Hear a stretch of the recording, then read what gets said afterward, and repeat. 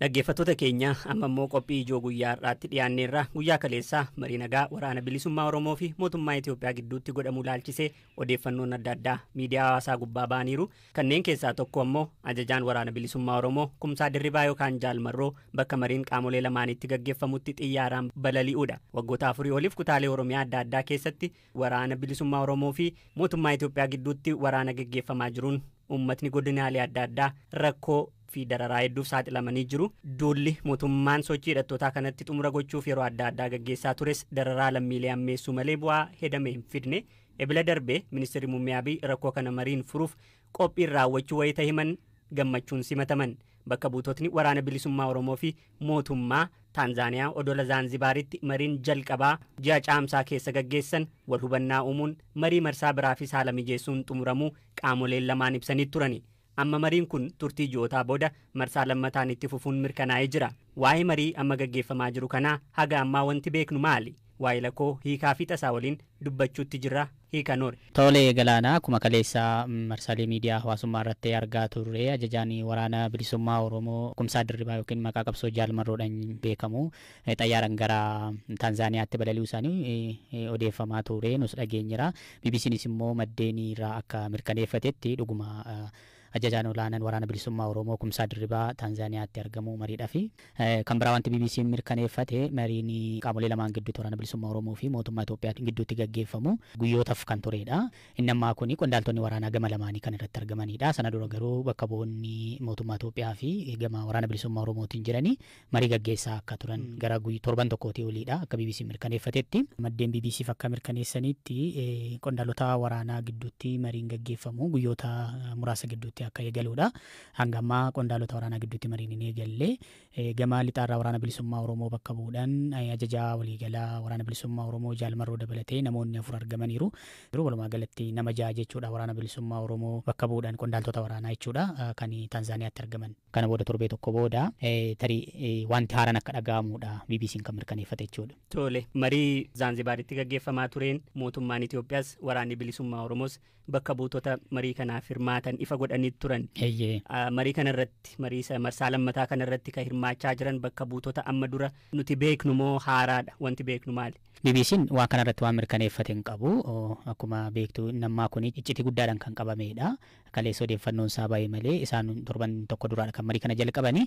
Garuu immoo miidiyaaleen akka Addis Standard fa'aa maddeen dippiloomaatiirraa waabeeffachuudhaan kan isaan gabaasanii keessumaa qondaalota waraanaa gama mootummaatiin hirmaatan keessaa ittaanaa itti gaafatamaa tika waraana Itoophiyaa kan ta'an Meejor Jeneraal Damis Amanuu keessatti argamu. Namni kun marsaa jalqabaa irratti kan hirmaatanidha. Qondaaltota waraanaa gama Itoophiyaatiin namni fuudhanii deemanii Jeneraal Geetaachoo Guddinaa itti gaafatamaa tika waraana Itoophiyaati. Isaantu fuudhee deemedha kan jedhu Addis Standard maddeen dippiloomatii waabeeffachuudhaani.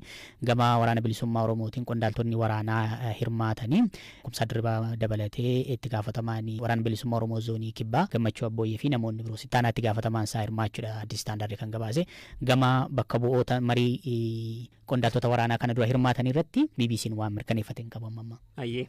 Marii marsaa jalqabaa Zaanzibaaritti gaggeeffamaa ture keessaa mootummaan US biyyootni ollaa akka Keeniyaa dhaabbatni IGAD akkasumas Norway hiree qabaachaa akka turan milkaa'ina isaaf gumaachaa akka turan quba qabna. Marii isa kana keessatti biyyoonni kun jiraachuu yookaan qaamoleen kun hirmaannaa gochaa jiraachuun isaanii gabaafamaa jira. Sirri BBC'n illee mirkaneeffachuu baatu miidiyaaleen akka Addis Standard fa'aa dippiloomaatota waabeeffachuudhaan gabaasaniiru. As keessatti US, IGAD, mootummaan Keeniyaa, mootummaan Norway gahee guddaa taphachaa akka jiran akkuma kana duraa jechuudha. Gahee guddaa akka taphachaa jiranidha kan gabaase. Wanti eegamu inni yoom maal dhaga'uu dandeenya waan jedhu. Akka BBC'n maddeen irraa mirkaneeffatetti mariin kun qondaaltonni waraanaa lamaan erga marii kana gaggeessanii booda torbee tokko booda ibsa waloo ni baasu jedhameeti kan eegama. Maal ta'inna jennee gaafa ilaallu bu'aan marii kana waraana dhaabuu ta'uu danda'a. Cessation of hostilities isa jedhamu yookiin ceasefire isa jedhamu yookiin immoo akkuma kan yeroo kan Tigraay sana akkuma kan Pretoria sana waliigaltee nagaa walii mallatteessuu jiraachuu danda'a. Dhaggeeffattoota keenya mariin marsaa jalqabaa Zaanzibaaritti gaggeeffamuu akka jedhu wayita ibsamu godinaalee Oromiyaa adda addaa waraanni keessatti gaggeeffamu keessatti miirri ture ka gammachuu ture namoota yaada BBCf kennan keessaa tokko uummanni dararameera buqqa'eera kanaafuu mootummaan gara kanatti dhufuu fi jarri mormanis kana fudhachuu isaanii yommuu dhageenyu dhugaadhaan seene baay'ee gammadnee ka jedhu yaadni Horroo Guduruu Wallaggaarraa kenname ture. Amma immoo yaadni rabbi dhugaa haa godhuu jedhu miidiyaa hawaasummaa irratti bal'inaan qoodamaa jira. Kiimni tokko yaada miidiyaa hawaasaa gubbaatti maxxanseen qe'ee warra koo bakka dhaloota koo osoon gaaf tokko deemee ilaalee biyya keessa taa'een biyya koo yaada jedhu qoodeera. Dhimma kanarratti guyyoota itti fufan gabaasota haaraa jiran dhaggeeffattootaan kan geenyu ta'a. Bulchiinsa yeroo naannoo Tigraay obbo Geetaachoo Raddaa Alam Gabrawahid dabalatee aangawoota olaanoo bulchiinsa isaanii 4 aangoorraa kaasan. Kanneen aangoorraa kaafaman keessaa sadarkaa itti aanaa pirezidantii bulchiinsaa yerootti gorsaa ijaarsa uummataa kataan obbo Alam Gabrawahid isaan tokko. Itti gaafatamaa waajjira pirezidantii bulchiinsa yeroo kataan obbo Amaanu'eel Asaffaa, bulchituu godina Baha Kibbaa Liyaa Kaasaa fi bulchaan godina Lixa Kaabaa obbo Taklaay Gabramadin kanneen aangoorraa kaafaman keessaati. Qondaaltotni kunniin xalayaa obbo Geetaachoo Raddaatiin mallattaa'een onkoloolessa 25-26 bara 2023 irraa kaasee aangoo isaanii irraa kaafamuun himame.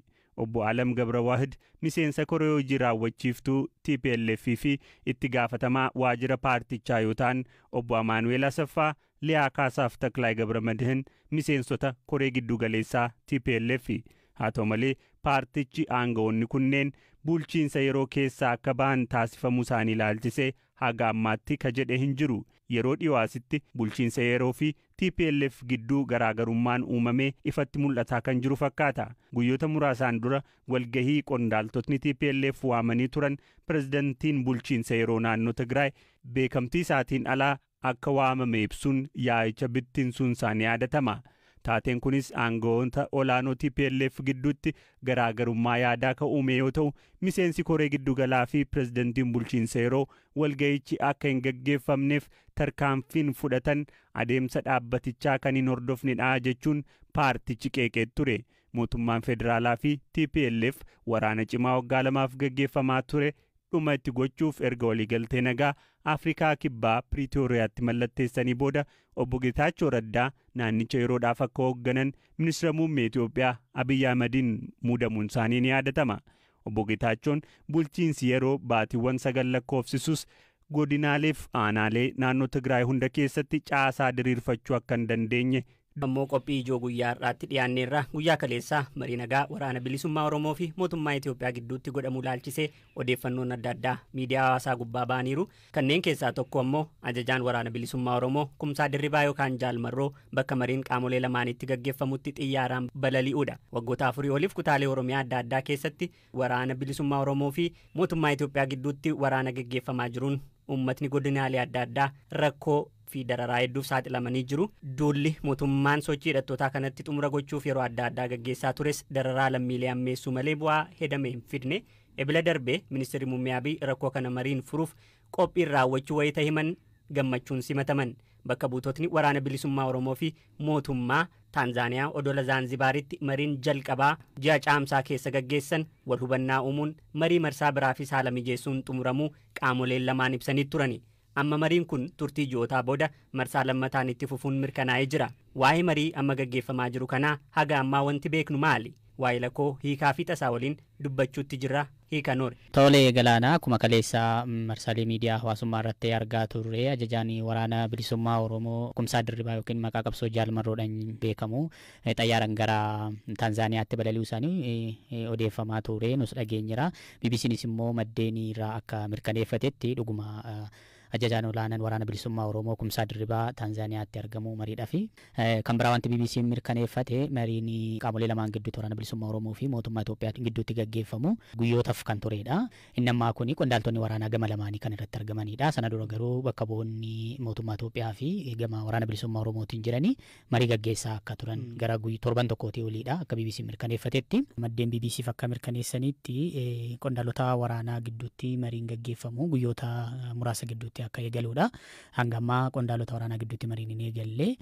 Gama lixaarraa waraana bilisummaa Oromoo bakka bu'uudhaan ajajaa waliigalaa waraana bilisummaa Oromoo Jaalmarroo dabalatee namoonni 4 argamaniiru. Walumaa galatti nama 6 jechuudha waraana bilisummaa Oromoo bakka bu'uudhaan qondaaltota waraanaa jechuudha kan Tanzaaniyaatti argaman. Kana booda torbee tokko booda tarii wanti haaraan akka dhaga'amuudha BBC'n kan mirkaneeffate jechuudha. Tole marii Zaanzibaaritti gaggeeffamaa tureen mootummaan Itoophiyaas waraanni bilisummaa Oromoos bakka buutota marii kanaaf hirmaatan ifa godhanii turan. Marii kanarratti marii marsaa lammataa kanarratti kan hirmaachaa jiran bakka buutota amma dura nuti beeknu moo haaraadha wanti beeknu maali? BBC'n waan kanarratti waan mirkaneeffate hin qabu. Akkuma beektu nammaa kun iccitii guddaadhaan kan qabameedha. Kaleessa odeeffannoon isaa baay'ee malee isaan torban tokko duraadha kan marii kana jalqabanii.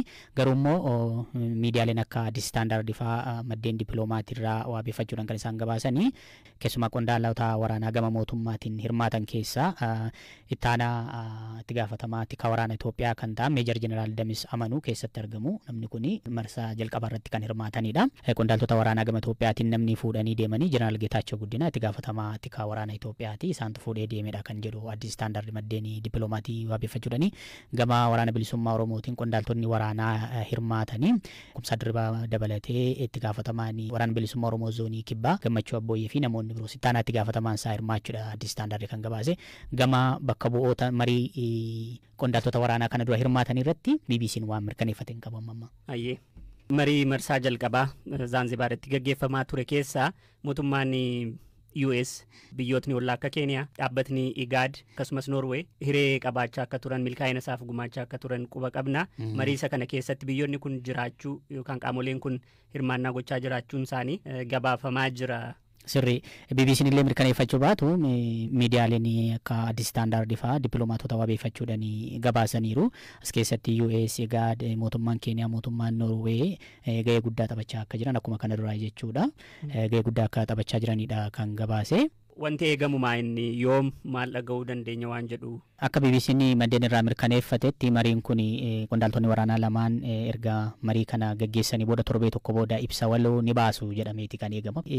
Maal ta'inna jennee gaafa ilaallu bu'aan marii kana waraana dhaabuutan ta'uu danda'a.